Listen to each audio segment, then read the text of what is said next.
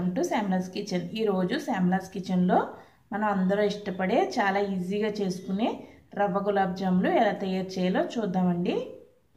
చూసారండి ఎంత స్మూత్ గా చక్కగా ఎంత బాగా వచ్చాయో, చాలా టేస్టీగా ఉన్నాయండి। బాగా రవ్వ బాగా ఉడికి చాలా స్మూత్ గా వచ్చాయి। ఇప్పుడు ఈ గులాబ్ జాములు ఎలా తయారు చేయాలో చూసేద్దాము। రవ్వ గులాబ్ జాముకి కావాల్సినవండి, ఇది నేను 1 కప్పు బొంబాయి రవ్వ తీసుకున్నాను, సన్నగా ఉన్న రవ్వ తీసుకోవాలండి। అలాగే 2 కప్పులు పంచదార అండి, 1 కప్పు బొంబాయి రవ్వకి 2 కప్పులు పంచదార పడుతుంది। అలాగే 3 కప్పులు పాలు తీసుకున్నానండి। అలాగే 2 స్పూన్లు పాల పౌడరు, 1/2 టీ స్పూన్ ఇలాచీ పౌడర్, 1 స్పూన్ నెయ్యి, డీప్ ఫ్రైకి సరిపడా ఆయిల్। తయారీ విధానము, ముందుగా స్టవ్ వెలిగించుకుని ఒక కడాయి పెట్టుకోవాలండి। కడాయి వేడెక్కిన తర్వాత రవ్వ వేసుకోవాలి। మనం రవ్వని ఇప్పుడు దోరగా వేయించుకోవాలండి, కలర్ మారకూడదు, రవ్వ దోరగా వేయగాలి। ఈ విధంగా కదుపుకుంటూ వేయించుకుందామండి। రవ్వ ఈ విధంగా వేగిపోయిందండి, మనకి మంచి వాసన వస్తుంది వేగినప్పుడు, అప్పుడు వేగిపోయినట్టు। ఇది ఇప్పుడు ఒక ప్లేట్లోకి తీసేసుకుందాము। ఇప్పుడు అదే కడాయిలో 1 స్పూన్ నెయ్యి వేసుకుందామండి। ఇప్పుడు పాలు వేసుకుందాము, 3 కప్పులు పాలు।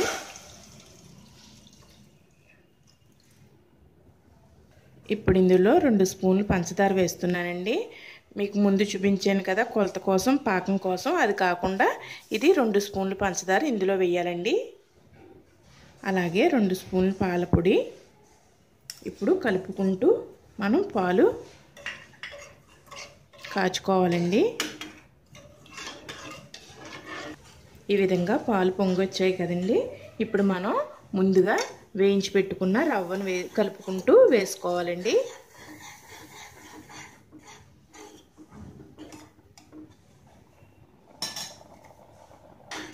స్టవ్ సిమ్లో పెట్టుకుని ఈ విధంగా కదుపుకుంటూ మనం రవ్వను ఉడికించుకోవాలి। మనకి రవ్వ దగ్గర పడే వరకు ఈ విధంగా కలుపుకుంటూ ఉడికించుకోవాలండి, ఉండలు అయితే కట్టకుండా ఉంటుంది ఈ విధంగా కలుపుకోవడం వల్ల। చూసారండి ఈ విధంగా ప్యాన్కి అంటుకోకుండా దగ్గర పడాలి రవ్వ, ఇంకొంచెం దగ్గర పడితే సరిపోతుందండి। ఇప్పుడు స్టవ్ ఆపేసుకుని ఇది పక్కన పెట్టేసుకోవాలండి, ఇది ఒక ప్లేట్లోకి వేసేసుకుందాము। ఇప్పుడు మళ్ళీ స్టవ్ వెలిగించుకుని కడాయి పెట్టుకుని పంచదార పాకం పట్టుకోవాలండి। ఈ విధంగా ఇక్కడ నేను 2 కప్పులు పంచదార వేసాను, అలాగే 2 కప్పులు వాటర్ వేసుకోవాలి ఇందులో।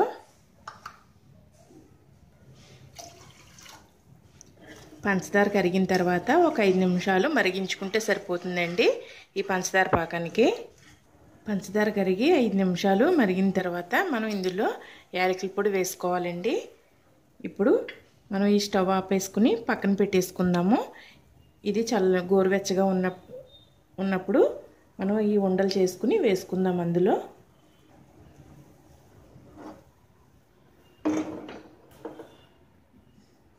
ఈ ఉండలు చేసేలోపు డీప్ ఫ్రైకి ఆయిల్ పెట్టుకుందామండి।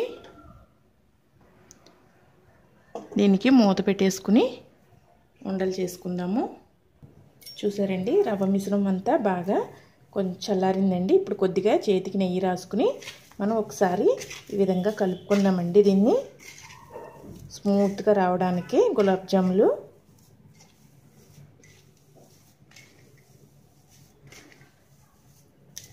ఈ విధంగా ఒక 5 నిమిషాల పాటు ఈ విధంగా బాగా కలుపుకున్న తర్వాత మనం 2 చేతులకి కొద్దిగా నెయ్యి రాసుకుని ఇందులో కొద్దిగా ఉండ తీసుకోవాలండి।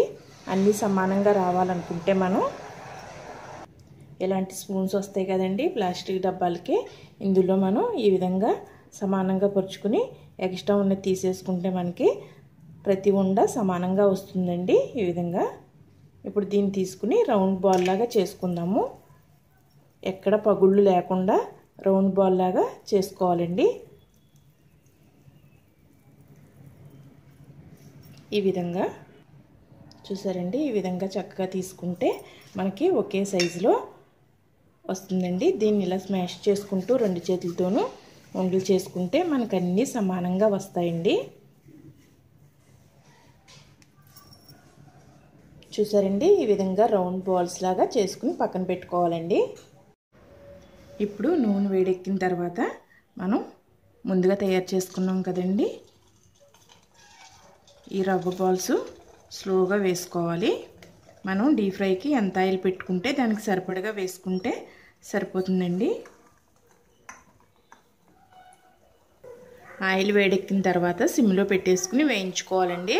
అలా వేయించుకుంటేనే మనకి అన్నీ సమానంగా వేగుతాయి. ఈ విధంగా గోల్డెన్ బ్రౌన్ కలర్ వచ్చిన తర్వాత మనం తీసి పాకంలో వేసుకోవాలండి. ఈ వేడిగా ఉన్నప్పుడు వేసుకుంటేనే మనకి చక్కగా పాకం అది పీల్చుకుంటాయండి. అలాగే మిగతా బాల్స్ కూడా వేసేసుకుని వేయించుకోవాలండి. చూసారండి, చక్కగా అన్నీ ఒకే కలర్లో వేగిపోయాయండి. ఇప్పుడు ఇవి కూడా తీసేసుకుని మనం పాకంలో వేసేసుకుందాము. అలాగే మిగతావన్నీ వేసేసుకుందామండి. ఈ విధంగానే వేయించుకుని. చూసారా ఫ్రెండ్స్, అన్నీ ఇలాగా వేయించుకుని మనం పంచదార పాకంలో వేసేసుకోవాలండి. ఇప్పుడు దీని మీద మూత పెట్టి ఒక 2-3 గంటల పాటు ఈ విధంగా వదిలేయాలి. వదిలేస్తే చక్కగా మనకి పంచదార పాకం అంతా గులాబ్ జాములు పీల్చుకుని స్మూత్గా అవుతాయి. చూసారా ఫ్రెండ్స్, ఎంత చక్కగా వచ్చాయో రవ్వ గులాబ్ జాములు. చాలా టేస్టీగా ఉన్నాయండి. చాలా స్మూత్గా మనకి పంచదార పాకం అంతా బాగా పీల్చేసుకున్నాయండి. ఈ గులాబ్ జాములు మనం ఇంట్లో ఉండే పదార్థాలతోనే చేసుకోవచ్చండి. చాలా టేస్టీగా ఉంటాయి. చాలా స్మూత్గా కూడా ఉన్నాయండి. చూసారండి, చక్కగా ఈ విధంగా కట్ చేస్తే ఎంత చక్కగా కట్ అయిపోయి లోపలంతా పిండి అంతా బాగా ఉడికింది. చాలా సులభంగా చేసుకోవచ్చండి ఈ గులాబ్ జాములని. మీరు కూడా ఈ విధంగా ఇదే కొలతలతో చేసుకుంటే చాలా బాగా వస్తాయండి. అందరూ బాగా ఇష్టపడతారు కదండి ఈ గులాబ్ జాములని. మీరు కూడా మీ ఇంట్లో చేసుకుని మీకు ఎలా వచ్చాయో కామెంట్స్ బాక్స్లో తెలియచేయండి. ఫ్రెండ్స్, మీకు ఈ వీడియో కనుక నచ్చినట్లయితే please subscribe my channel, share చేయండి, లైక్ చేయండి. మీ సలహాలను కమెంట్స్ ద్వారా తెలియచేయండి. Thank you for watching.